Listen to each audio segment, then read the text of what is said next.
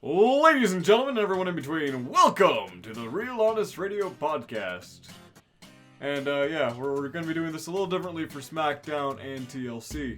Yeah, there's a reason for that, because tonight's SmackDown was pretty ass. We could not be bothered to even want to do TLC predictions, because usually we do pay-per-view predictions with rare exceptions, and there was just no point. There was just no goddamn point, because tonight's SmackDown was not very good. They were still adding stipulations. WWE hasn't been worth the effort lately. It hasn't been. If we weren't getting a ton of views on a lot of our... if we weren't getting like 150, like 200 views on average per like SmackDown, Raw Review, that kind of stuff. I mean, let's be honest. That ain't a whole lot of views. Compared to, like, hey, if we were only getting 60, wouldn't do it. I'm just saying, for a little channel that's produced usually on my phone or at your house, like two guys, it's pretty much basic. But anyway, so yeah, guys, hopefully you enjoyed this. We will be doing Into the Fire, an Into the Fire review tomorrow. Yeah! And are we good for TLC on Sunday? Yes. Well, alright. I mean, we may not be good after TLC, because we may want to strangle somebody. Hopefully not each other. I don't know why that would happen. Yeah, I don't know why that would happen. Couldn't possibly determine that. Are you implying that I have violent tendencies, Chris? No. You're implying that I'm nuts. No. Okay. Oh, I see. You're saying the Benoit joke. Okay. No. Oh. Anyway. Right. Back on subject. Yeah. A SmackDown Milwaukee. This is not going to take long, guys. Like, this actually might be shorter than our Raw review was, and we had a bit of a long Raw review. Mm-hmm. Because nothing really happened. We had recaps of the whole dog food stuff thing. Because we need to see that again. Look. Ugh. I want to make this clear. My issue with Baron Corbin, actually there's plenty of them, whether he's a good guy or a bad guy, in real life, I don't give a shit. The character, he's as bland as oatmeal if that oatmeal was replaced with styrofoam. Styrofoam has usefulness, though. Yeah, it's good for getting smacked around. Yeah, that's true. That's a good... There you go. There you go. Well played. Yeah. We start with Corbin. He is a super tough dude, though. He is. Look, his... Forgot about that. Baron Corbin is fine in the ring. Bringing back the King of the Ring moniker was a mistake. If you're going to give it to him and you're just going to make it the same heel bullshit that you've done over and over and over, it's bad. It's useless. Christ almighty. Baron Corbin, come on, dude. If you're going to be the king, act like it. I mean, without hitting on 14-year-olds. JP. Anyway, so... Right. So, Baron Corbin and Dolph Ziggler start off the show with a bunch of security guards / independent wrestlers there. Yep. And Corbin says at one point, I'm going to use tables, ladders, and chairs. Yes, Corbin, that is how a TLC match works. Congratulations! It was his delivery, too. The tables, ladders, chairs. Yeah. It just... Why? Just why? I went to the line delivery school of William Shatner. Do you remember when we watched the riff tracks of Kingdom of the Spiders? I don't know what's going on. Spiders are attacking. What is the mystery? Anyway. Baron, buddy, take some fucking acting lessons, please. God damn it. And Vince, step. Be a character that we love to hate rather than hate. I don't even... Be an engaging character. Yeah. You're on a TV show. Yeah, he is not an engaging character at all. And it's just... But John, if you hate him, he's doing his job right. There are people... And look, Kier, if you happen to be listening to this... No, I'm not referencing No. Let me get this out of the way really quick. Kier, if you're listening to this, I am sorry for snapping earlier. I know you like Corbin. We're cool. You proud of that? Yes. Yeah, okay, you should be. I understand you're a fan of Corbin, but just I have a level of just anger towards a guy that has been a charisma... To me, that has been a charisma vacuum, but I respect how you feel. So, anyway, with that out of the way... So, just a brief aside. When it comes to heels, you want to see them get beat up, but you also need engaging characters, because if you don't have engaging characters, you don't care. Right. And it just becomes a hindrance to your entertainment rather than part of the show.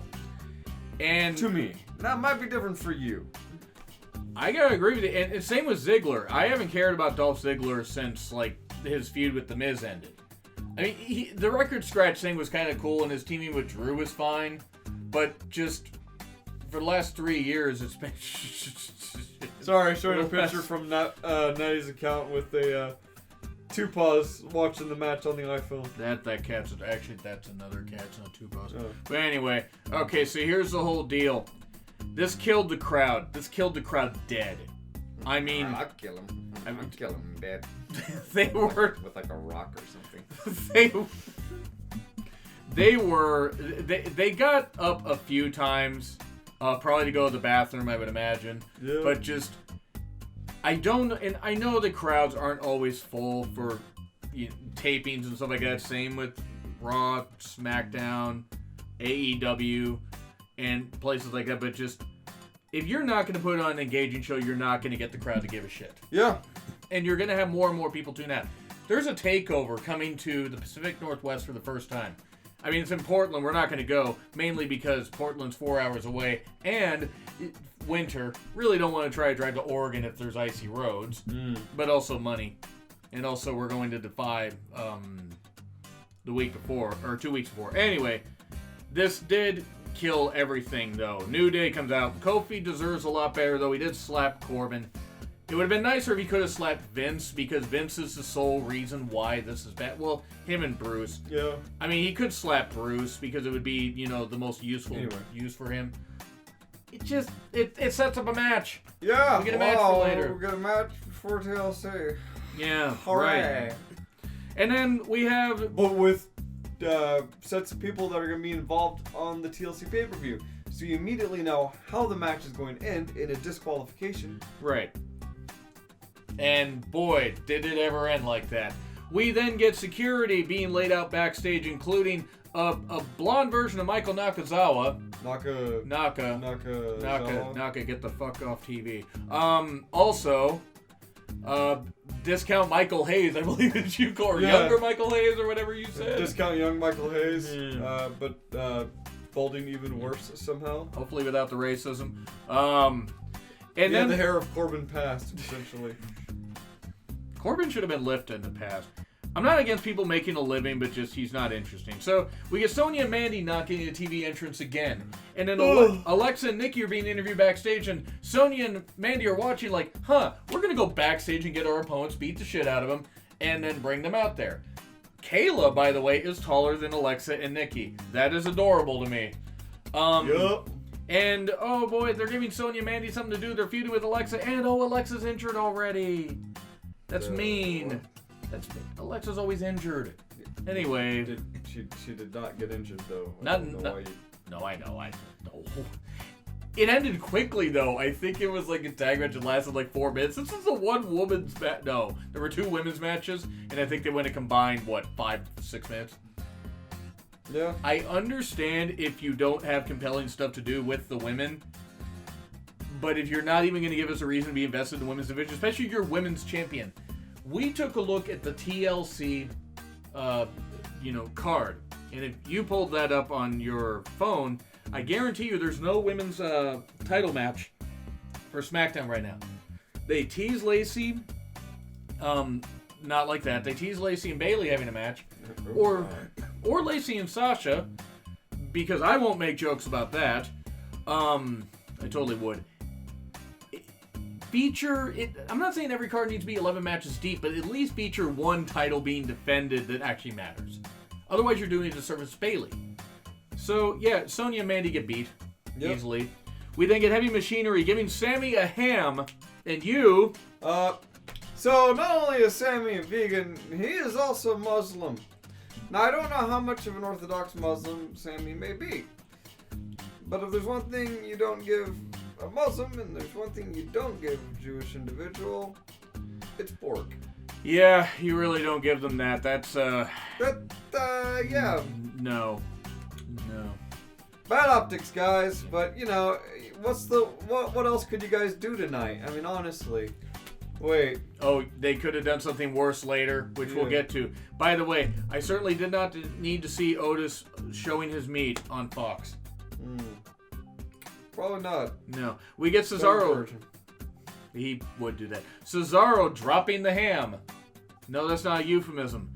He literally dropped the ham. He went full ham on them. Yeah. Look, I get the thing with the food. There was glaze everywhere. There have been plenty of food shit in WWE. We literally got to see dog food stuff last week. But, guys... Hey, I know we're approaching Christmas. Would you like to see some food waste? Yeah, stop wasting the food. It's not good comedy anymore. I mean, we're still reeling from whoever threw that pie at Kevin Owens. Who did do... I need to know who did that. Yeah, we all do. Maybe it was Adam Rose's bunny. That would have been funny. But anyway. Wow, you're a poet and you didn't even know it. Oh, God. I wish I could rhyme all the time. We're getting... So we got that, yeah. Giving a Muslim ham, no. Yeah. No. Yeah, that happened. That's the thing that had happened. We didn't get Dash Wilder slipping during his entrance. He'd be tripping. Because... I'm not gonna call him a bitch. I mean, he did smack the hell out of that Bret Hart, guy at the Hall of Fame, the guy that rushed Bret Hart, the Hall, which was great. And I seriously hope that guy is embarrassed and shamed for the rest of his life. So, apparently, New Day versus Revival is a ladder match now at TLC. They're literally adding stipulations now. Yep. The day of, or 2 days before the show. Revival versus Gable and Ali. He is Chad Gable, by the way. That is what he is. Anyway, match was fine. Yeah. Match was fine. Of course, the Muslim man took the pin. Yep, small Chad couldn't take it. Small Chad. There we go. Sorry, ladies, I've got a small Chad. It's like what a nickname would be for a guy in a slasher movie. So anyway, yeah, it was fine. Like I said, Fox approved of the Muslim man taking the pin. And then we get a Bayley interview. And it's cut off quickly because Elias is stroking his instrument for Dana. And then sings her a song and says a line during that, "Ever since you got that haircut, you look just like a dude." Goddamn. Oh, God bless you, Elias.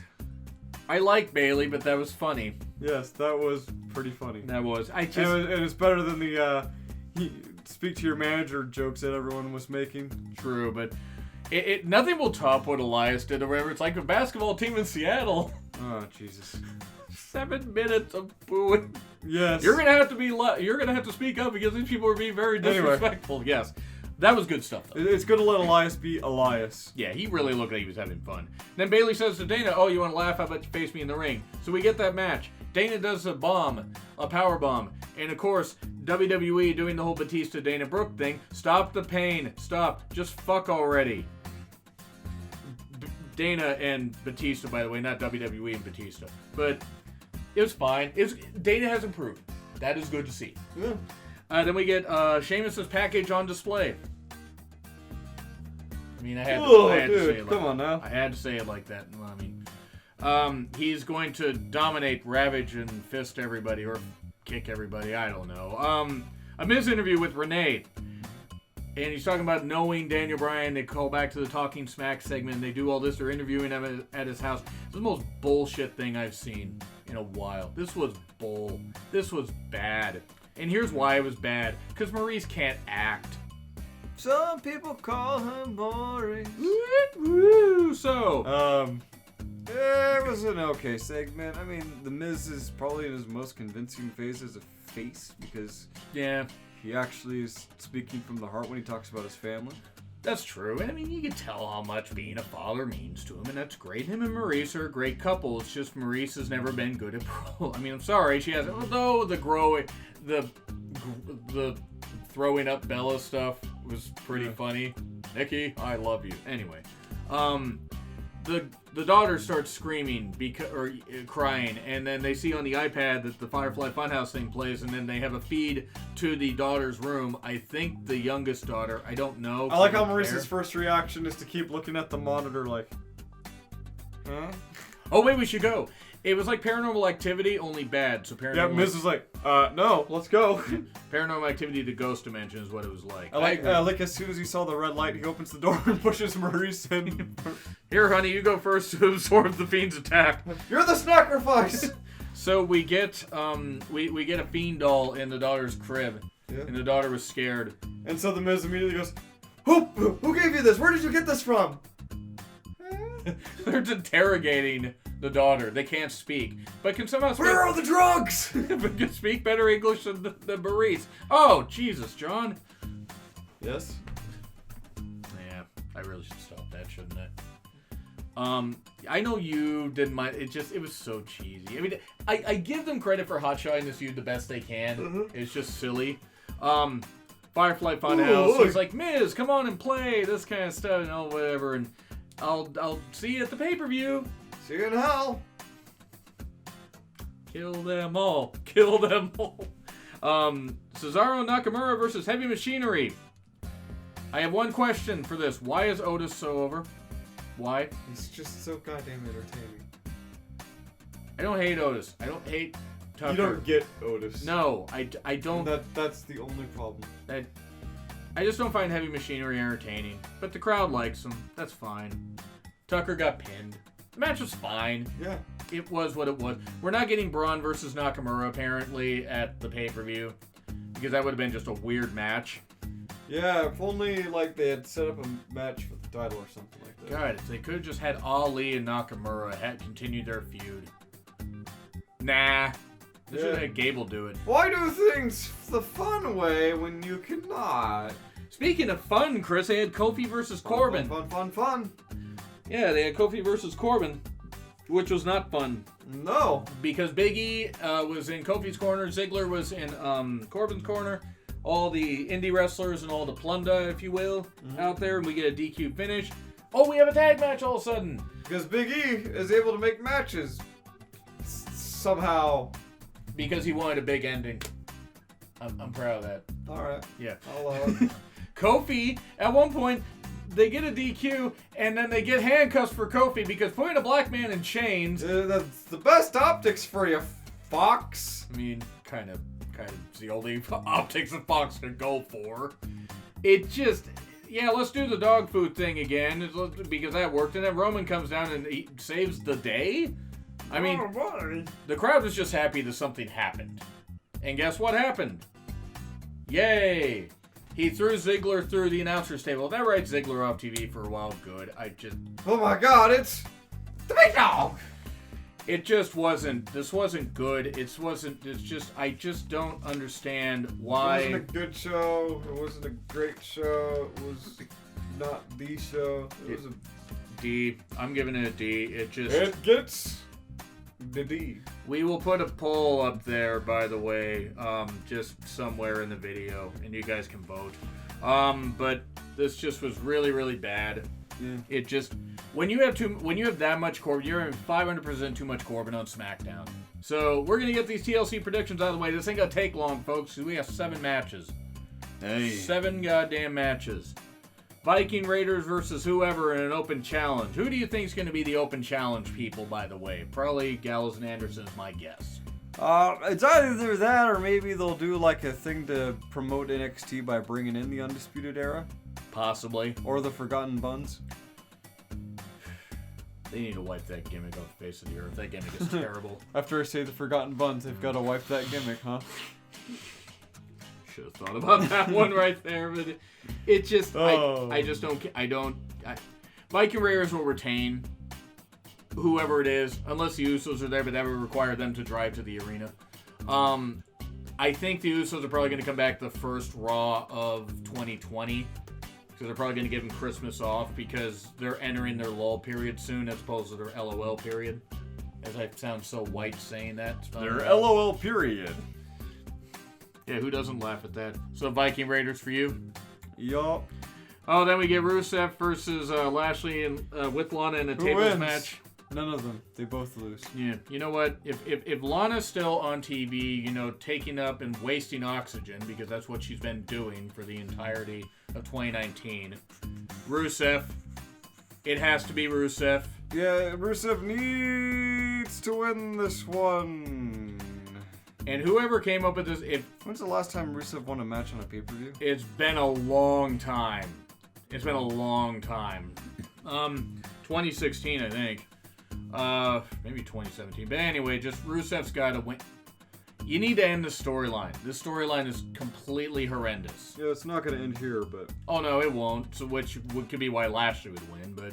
In a WrestleMania. Put Lana through the goddamn table and have her written off TV, because that's the most useless thing for her, is being carried out on her back. Who knows, so that maybe the end goal is to get her off of TV. Yeah. In a way that allows him to push Rusev without Lana holding him back. You and I both know they're never going to push Rusev. I like your idea, but Vince will not push him. And it's one of the reasons why they split up Rusev days, because they're like, oh, Lana needs to be with Rusev. Or, oh my god, we can't let him get over on his own. Mm-hmm. So we get Asuka and Kairi versus Charlotte and Becky in a TLC match for the Women's Tag Team Championships. And Charlotte and Becky are going to win this because no logic. Asuka and Kairi are going to win this because Becky and Charlotte are still not happy with each other. That's true. But they've made unlikely teams before. I hope you're right about this. Oh no, this is a team that used to be likely, though. No, I know. But I'm just saying, I could see them doing this like kind of sorority submission or submissive sorority. Anyway. So yeah, I hope you're right. I hope I'm wrong about this. But I think they're going to give it to Charlotte and Becky because they want to kill off the momentum of anybody that's a hot act. Now, Asuka and Kairi winning would be great. But then we get Aleister and Buddy. By the way, do you think Liv is going to show up at all during this pay-per-view? Probably to mess with Charlotte. Oh, they get... Yeah, there you go. Oh, yeah, I didn't think about that. Yeah. There you go. Liv showing up. Beware, she lives. Liv a star. So, we get Aleister versus Buddy. And just has the blue tongue hanging out. Aleister versus Buddy. It's going to be Aleister. Yeah. Give this match 15 minutes and it'll be really good. Yeah. Let them actually go out and wrestle and entertain. Because sadly, this is probably the only match I'm interested in on the whole damn show.